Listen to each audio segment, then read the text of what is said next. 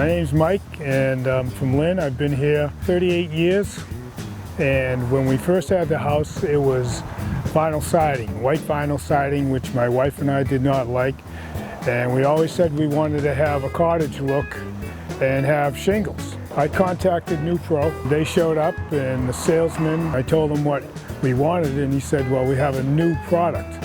How'd you like to take a look at that? And that's where this came in. As soon as I saw it, this is what I was looking for in shingles. So they took off the 3 layers of shingles, and then they got down to the wood. They said the wood was in great shape, and they put a barrier around, a Gore-Tex barrier, and then they put the silver-sided insulation, and then the siding, and they sealed everything. They showed me, walked me around the whole house. The windows are sealed, the doors are sealed. It was awesome. This transformation is unbelievable, you know, because it was just white. And now, you know, and along with the flowers and everything, it makes us, we really feel like it's a, you know, the cottagey type that we wanted.